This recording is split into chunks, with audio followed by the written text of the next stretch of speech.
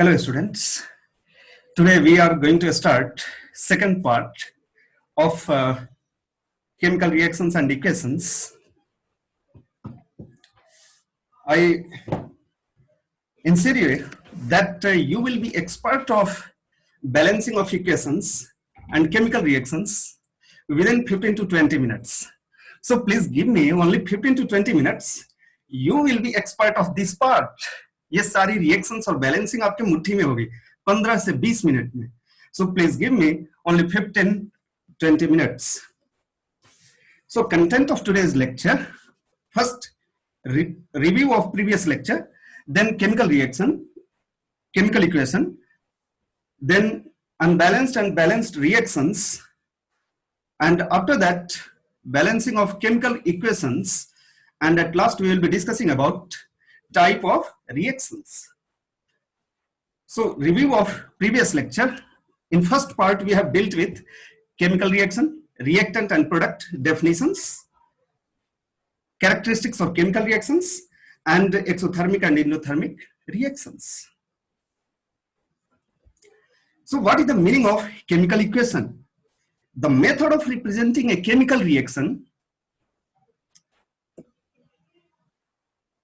The method of representing a chemical reaction with the help of symbols and formulas of the substances involved in it is known as a chemical equation. किसी chemical equation में जितने reactant और products हैं उनका आप symbol ले लीजिए या formula ले लीजिए, उसी को हम लोग क्या कहते हैं? Chemical equation कहते हैं. So chemical reactions are just a shortcut method of representing a chemical reaction. When it is represented in the form of words of reactants and products, then it is known as word equation. So we are taking here one example which we have studied in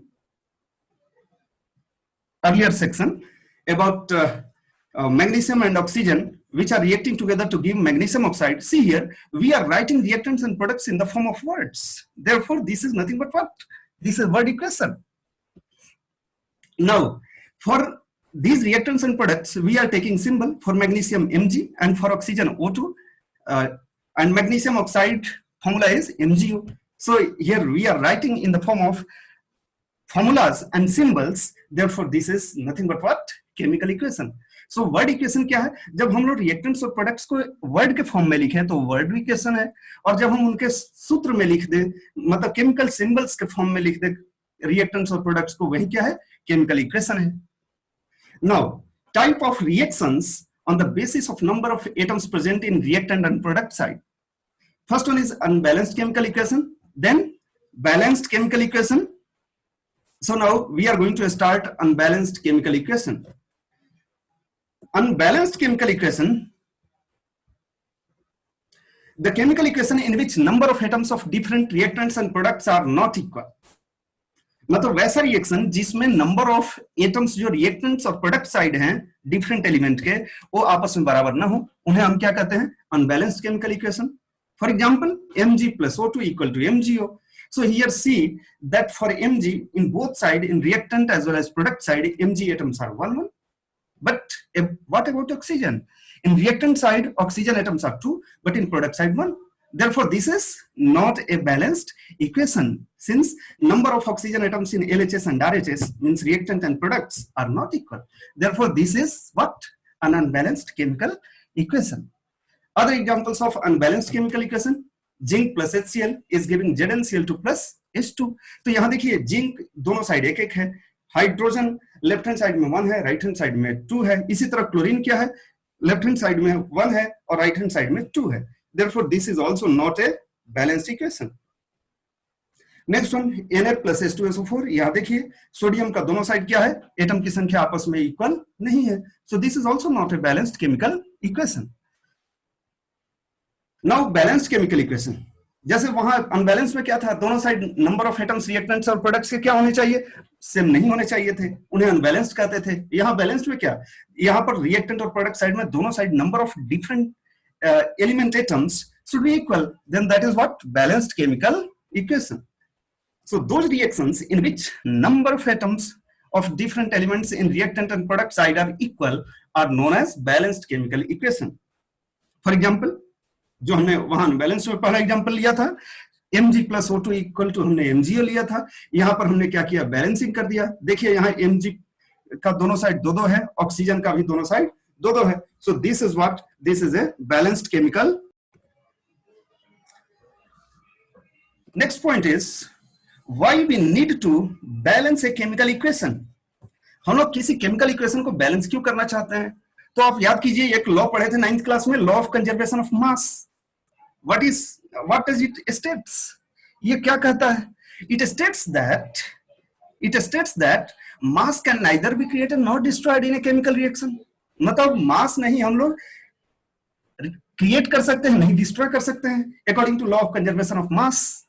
तो इस वजह से हमारा क्या होना चाहिए? सो all reactant and product atoms should be equal so that mass can be conserved in a chemical reaction। तो नहीं हम मास को क्रिएट कर सकते हैं, नहीं डिस्ट्रॉय कर सकते हैं, इस वजह से हमारा क्या होना चाहिए? रिएक्टेंट और प्रोडक्ट के साइड में एटम की संख्या सेम होनी चाहिए, जिससे क्या हो, हमारा रिएक्शन का मास कंजर्व रहे। So balancing of equation, we are taking first example of unbalanced chemical equation, Mg plus O2 equal to MgO।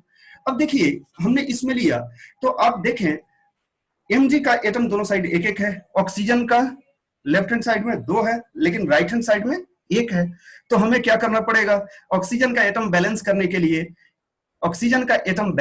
के लिए, हमें MgO में 2 से मल्टीप्लाई करना पड़ेगा। 2 से हमने कर दिया तो क्या हो गया, 2MgO।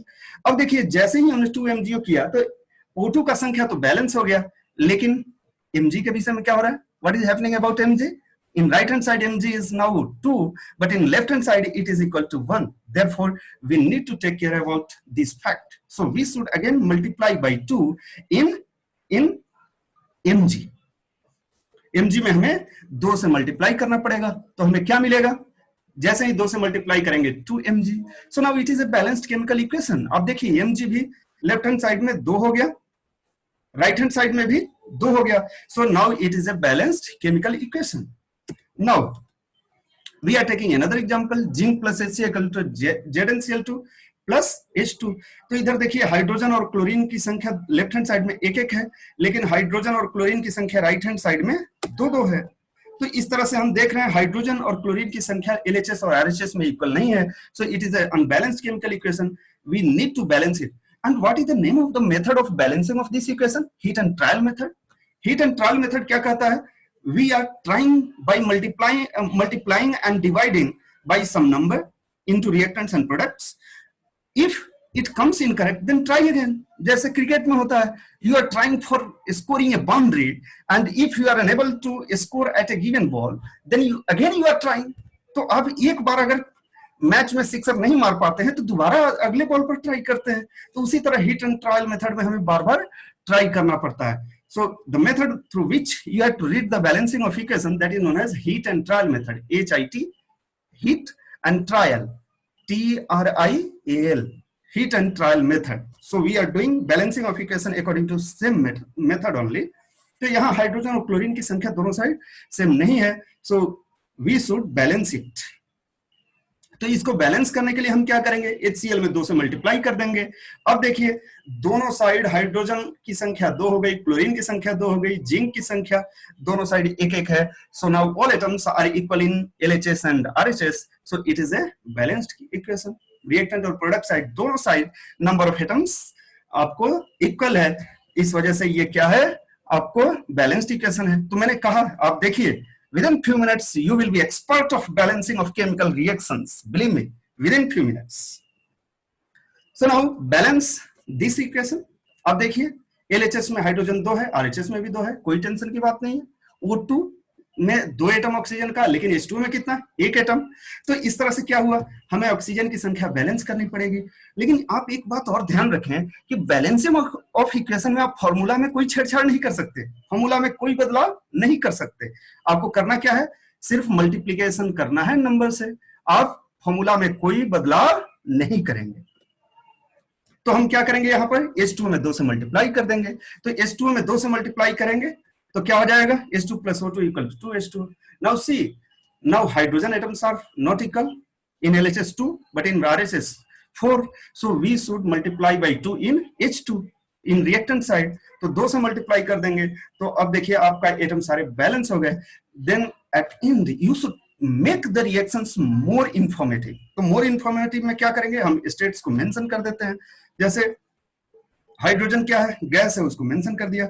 ऑक्सीजन गैस है, उसको मेंशन कर दिया। H2O क्या होता है, एट रूम टेम्परेचर लिक्विड होता है, तो लिक्विड मेंशन कर दिया। Now this is the exact balanced chemical equation, so you should try with this way. मैंने आपको कहा था कि within few minutes you will be expert, and let us see. अब देखिए नेक्स्ट, अगर बहुत टफ क्वेश्चन आपसे पूछ लेता है बैलेंसिंग का, तो इसको पूछता है। अब देखिए Fe plus H2O is giving ferric oxide, sorry this is magnetic iron oxide plus H2, इसका common name magnetic iron oxide भी है, आप इसे ध्यान देंगे। Fe3O4 को मैग्नेटिक आयरन ऑक्साइड भी कहते हैं। अब देखिए यहाँ लेफ्ट हैंड साइड में आयरन 1 था, और एक बात और आप ध्यान दीजिए, बैलेंसिंग ऑफ इक्वेशंस में सबसे लास्ट में हम हाइड्रोजन और ऑक्सीजन का बैलेंसिंग करते हैं। सबसे लास्ट में याद रखिए, दूसरे एलिमेंट को आप बैलेंस कर लीजिए और सबसे लास्ट में किसको, हाइड्रोजन और ऑक्सीजन को बैलेंस कीजिए। You see, in RHS oxygen atoms are 1. In LHS oxygen atom is 1, but in RHS oxygen atoms are 4. तो हमें मल्टीप्लाई किससे करना होगा और किस में करना होगा? हम H2O में किससे मल्टीप्लाई कर देंगे, 4 से, ताकि ऑक्सीजन की संख्या क्या हो जाए, इक्वल हो जाए। देखिए हमने कर दिया। अब देखिए यहाँ जैसे आपने 4 से मल्टीप्लीकेशन किया तो हाइड्रोजन की संख्या 8 हो गई LHS में, और RHS में कितना, सिर्फ 2 है। तो हम क्या करेंगे, H2 में 4 से मल्टीप्लीकेशन कर देंगे।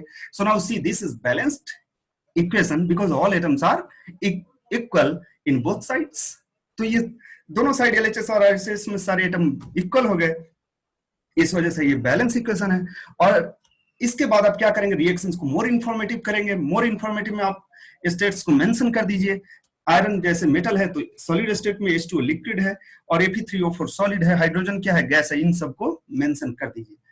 Then we are discussing again and again about how to make reactions more informative. How to make reactions more informative? तो देखिए सबसे पहले क्या करेंगे, फिजिकल स्टेट्स को मेंशन कर देंगे। कौन सा सॉलिड है, कौन सा लिक्विड है, कौन सा गैस है, कौन एक्वस सॉल्यूशन है, इसको आप मेंशन कर देंगे। दूसरी बात, you should indicate whether heat is absorbed or heat is emitted by indicating the heat changes taking place in a chemical reaction.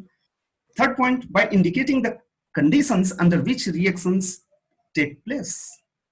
तो इतने बातों को आप ध्यान रखिए और इस तरह से हम लोग रिएक्शंस को इंफॉर्मेटिव बना सकते हैं। जैसे पहला है इंडिकेशन ऑफ स्टेट, तो सॉलिड के लिए हम लोग स्मॉल एस लेते हैं, लिक्विड के लिए स्मॉल एल लेते हैं, गैस के लिए स्मॉल जी लेते हैं, और एक्वस सॉल्यूशन किसे कहते हैं, अगर किसी सब्सटेंस का हम सॉल्यूशन बनाते हैं वाटर में, उसको हम लोग क्या कहते हैं, एक्वस सॉल्यूशन कहते हैं।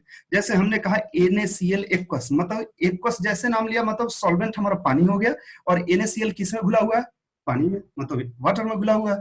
तो इसी को हम लोग क्या कहते हैं, solution of any substance in water is known as aqueous solution, and in shortcut it is represented as AQ.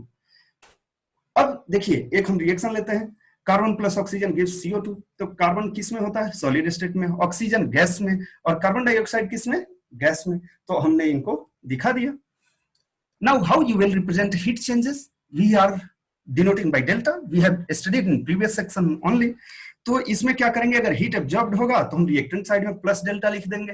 अगर हीट कहीं निकल रहा है, प्रोड्यूस हो रहा है, so we will write delta in product side. For example you should take Mg plus O2 equal to MgO plus delta. Product side में delta लिखने का मतलब हीट चेंज हो रहा है। अब शुरू से इसे पढ़ रहे हैं, हाईली एक्सोथर्मिक रिएक्शन है, इसी वजह से ये डिजलिंग ब्राइट लाइट भी देता है। Next point, HCl plus zinc.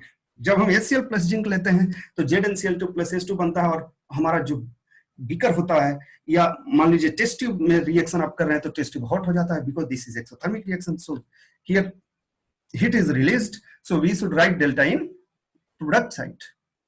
Now heat donation, denotion, you can see here calcium hydroxide का, कैल्शियम ऑक्साइड जो है, जिसे चूना भी कहते हैं, लाइम कहते हैं, क्विक लाइम भी कहते हैं, उसको हम पानी में डालते हैं तो काफी हीट निकलता है। इसे हम लोग पिछले क्लास से डिस्कस करते आ रहे हैं। तो प्रोडक्ट साइड में प्लस डेल्टा लिख दिया। इसी तरह H2 plus O2 is also an exothermic reaction, so we should write a plus delta symbol in product side.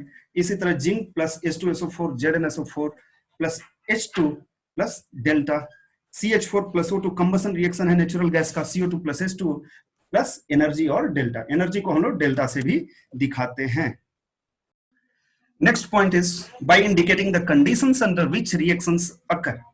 जैसे KClO3 की ब्रेकिंग होती है हीटिंग करने से, और कैटलिस्ट MnO2 डालते हैं तो तुरंत रिएक्शन फास्ट हो जाता है, KCl और ऑक्सीजन मिलता है। तो हमने by indicating conditions we are making reactions more informative. Next one, carbon monoxide plus hydrogen giving methanol, but condition is specific. Here temperature should be 300 degree Celsius and pressure should be 300 atm, and catalyst should be zinc oxide and chromium trioxide. So we are indicating here the condition. In photosynthesis reaction, carbon dioxide and water are reacting together to produce glucose and oxygen in the presence of sunlight and chlorophyll. So we are providing here conditions to make the reactions more informative. Then types of reaction: combination reaction, decomposition reaction, displacement reaction, double displacement reaction, and oxidation reduction reaction, that is redox reaction. So first one, those reactions in which two or more substances combine together to give a single product. जब दो या दो से अधिक substance आपस में react करके single product बनाते हैं उन्हें हम लोग कॉम्बिनेशन रिएक्शन कहते हैं। For example Mg plus O2 equal to MgO, C plus O2 CO2, H2 plus O2 is giving H2O. So these are examples of combination reactions. Hydrogen plus chlorine क्या देता है आपको? HCl बनाता है। So whitewashing reaction, this is very important one, take care about this. When calcium oxide is reacting with H2O, we are getting calcium hydroxide. Calcium oxide को चूना कहते हैं कॉमन नेम, या लाइम कहते हैं, या क्विक लाइम कहते हैं, और कैल्शियम हाइड्रोक्साइड को हम लोग कॉमन नेम देते हैं स्लैक लाइम। तो ये फर्स्ट स्टेप, जब चूना डालते हैं तो हाईली एक्सोथर्मिक रिएक्शन होता है और कैल्शियम हाइड्रोक्साइड बनता है, और फर्दर कैल्शियम हाइड्रोक्साइड जो स्लैक लाइम है CO2 के साथ कंबाइन करके CaCO3 बन जाता है, जिससे आपके बिल्डिंग की क्या आती है? चमक आती है। व्हाइट और bright colour is observed after few hours. Then next one is decomposition reaction. This is just reverse of the combination reaction. Those reactions in which one substance breaks into two or more products, that is known as decomposition reaction. For example, when limestone, that is calcium carbonate is heated, then it gives what? Lime plus quicklime, lime plus carbon dioxide. In the same manner, potassium chlorate, when heated, it gives potassium chloride and oxygen. These are decomposition reactions. Now you can see one of the decomposition reaction which is frequently asked in your board exams, that is heating of ferrous sulfate. और आप ध्यान दीजिए, जैसा आप diagram में देख रहे हैं, हमेशा जब आप गर्म करते हैं बर्नर पर टेस्ट ट्यूब में केमिकल कंपाउंड को, तो अपने फेस से दूर रखेंगे क्योंकि कई बार पॉइजनस गैसेस भी इवॉल्व हो सकते हैं। So you should take care about this point. When you are heating ferrous sulfate, then you will get ferric oxide in brown red color and a pungent smelling gas, that is SO2, as well as SO3 gas, that is normal gas. So this reaction has been asked frequently. Then question might be in your mind that how it is asked. So you can see a question here that when ferrous sulfate, green ferrous sulfate salt is heated, then a compound X of brown color formed, a gas Y is formed which is having burning pungent smell, and gas Z are formed. Identify X, Y, Z and write the balanced chemical equation. तो अभी अभी आपने reaction देखा, X brown red colour का क्या है? Fe2O3 है। Y जो पंजेंट स्मेलिंग गैस है वो क्या है? SO2 है। और Z क्या है हमारा? SO3 गैस है, सल्फर ट्राइऑक्साइड गैस है। तो आप इसका बैलेंस्ड केमिकल इक्वेशन लिख लीजिए, बैलेंसिंग आपको आता ही है। Next very important reaction is lead nitrate. Lead nitrate is colorless gas. When it is heated, it becomes yellow and a brown fume is observed. तो brown fumes किसका होता है? NO2 gas का होता है जो निकलता है। और येलो सॉलिड किसका बनता है? PbO का, लेड मोनोऑक्साइड या lead second oxide.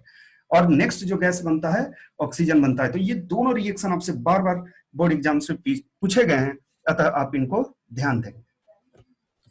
Next one is decomposition reactions may occur through heat, light or electricity. For example, when a decomposition reaction occurs due to heat are known as thermolysis reaction. जब कोई decomposition reaction heat के वजह से होता है उसे हम लोग thermolysis reaction कहते हैं। जैसे हम लोग लाइमस्टोन का ब्रेकिंग देख चुके हैं। CaCO3 जब हीटेड करते हैं तो क्या होता है? कैल्शियम ऑक्साइड प्लस CO2 बनता है। KClO3 को जब हीट करते हैं तो KCl प्लस O2 बनता है। FeSO4 को हीट करते हैं तो क्या बनता है, Fe2O3 plus SO2 plus SO3 बनता है। ये सारे थर्मोलिसिस रिएक्शन के एग्जांपल हैं। When thermolysis reaction occurs due to electricity, that is known as electrolysis. For example, NaCl को जब हीट करते हैं तो क्या इलेक्ट्रिसिटी पास करते हैं NaCl से, तो क्या बनता है, Na प्लस Cl2 बनता है। वाटर में जब इलेक्ट्रिसिटी पास करते हैं तो कैथोड पर हाइड्रोजन बनता है और एनोड पर ऑक्सीजन बनता है। इसको देखिए, आपको कई बार परेशानी होती है कि किस पर कौन गैस बनता है, यही कॉम्पिटिटिव एग्जाम में पूछ लेता है NTSC वगैरह में। तो कैसे याद रखेंगे, देखिए एनोड वोवेल है, ऑक्सीजन का पहला लेटर भी वोवेल है, तो वोवेल वोवेल एक साथ याद रखिए, N for O means anode पर ऑक्सीजन, और कैथोड कैंसोनेंट है, हाइड्रोजन भी कैंसोनेंट है, तो कैंसोनेंट कैंसोनेंट से आप रिलेट कीजिए, इस तरह आपको याद रहेगा।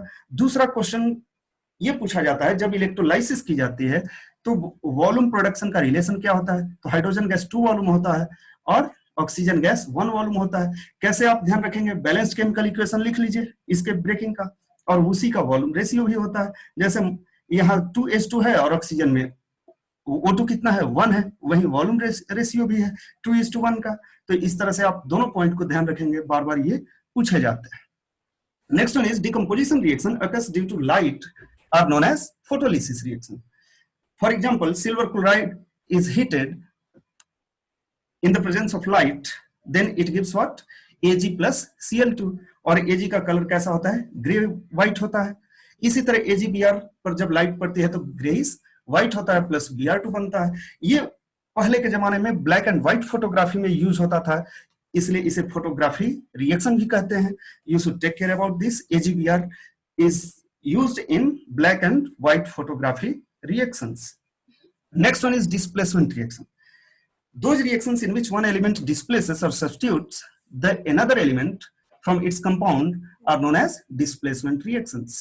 For example, CuSO4 plus Fe gives FeSO4 plus copper. यहाँ पर आप ध्यान दीजिए, CuSO4 में जब हम लोग आयरन नेल डालते हैं तो ब्लू सॉल्यूशन कॉपर सल्फेट का किसमें चेंज हो जाता है, लाइट ग्रीन कलर में, और आयरन पर रेड ब्राउन स्पॉट्स आ जाते हैं। अब यही क्वेश्चन आपसे पूछ लेता है, बार बार पूछा हुआ है। When iron nail is dipped into the blue solution of copper sulfate, then light green solution is formed, and on iron rod, brown spots are formed. Why this is so? Explain with balanced chemical equation. So this is very easy one. See here, to understand this, we should understand the reactivity series. What is the meaning of reactivity series? You have read in class 8th only. तो metals की भी अपनी एक reaction करने की capacity होती है, और जो उनके रिएक्शन करने की कैपेसिटी है उसको डिक्रीजिंग ऑर्डर में अरेंज कर दीजिए, वही क्या है, रिएक्टिविटी सीरीज है।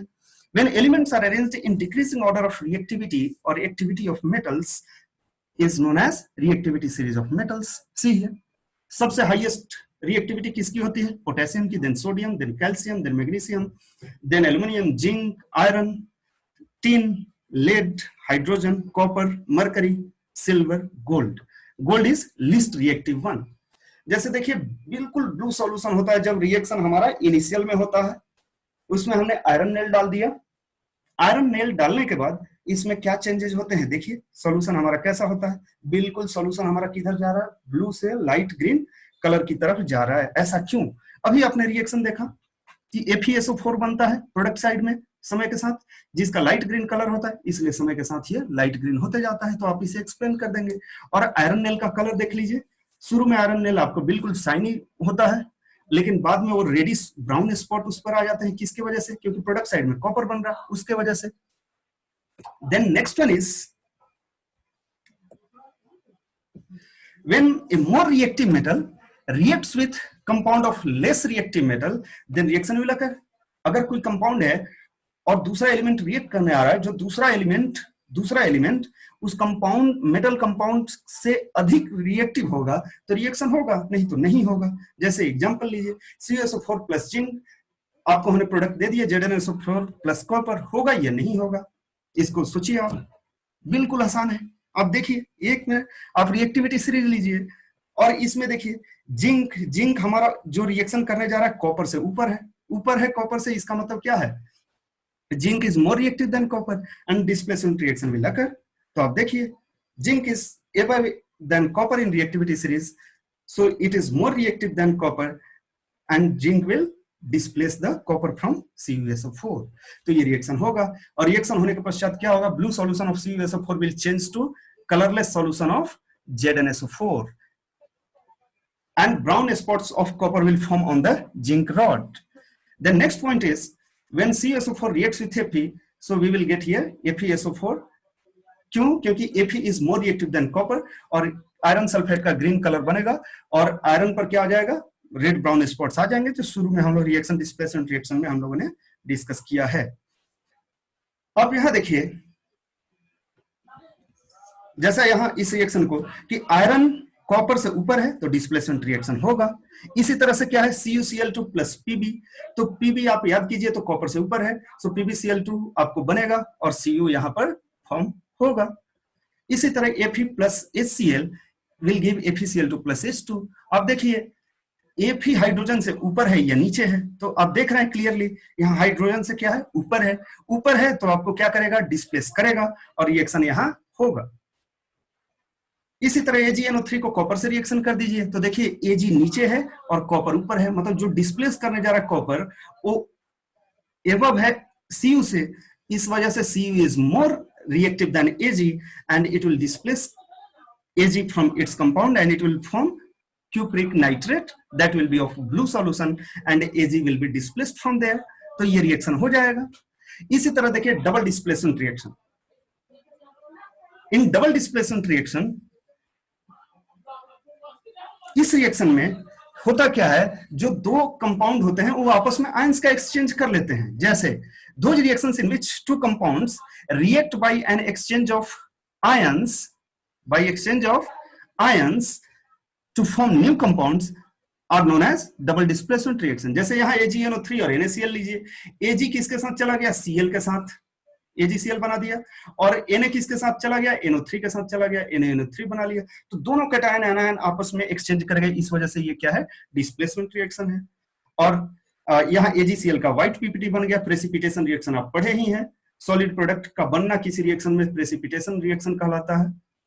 Next one is barium sulphate plus sodium, barium chloride plus BaCl2 plus sodium sulphate Na2SO4 जब रिएक्शन करता है तो BaSO4 का व्हाइट पीपीटी बनता है और NaCl बनता है। बेरियम और सल्फेट आ गया और यहाँ सोडियम और क्लोरीन आ गया, तो दोनों कैटायन एनायन आपस में एक्सचेंज हो गया। इसी तरह BaCl2 plus CuSO4, BaSO4 plus CuCl बन गया, डबल डिस्प्लेसमेंट हो गया। NaOH plus HCl gives NaCl plus H2O, तो यहाँ NaCl के साथ चला गया और HOH के साथ चला गया। सो this is another example of displacement reaction. Then potassium iodide reacts with lead nitrate to give lead iodide, yellow precipitate, and KNO3. This is another displacement reaction. And last reaction we will be discussing in next part, that is redox reactions in detail in next part. So this much for today. Thank you.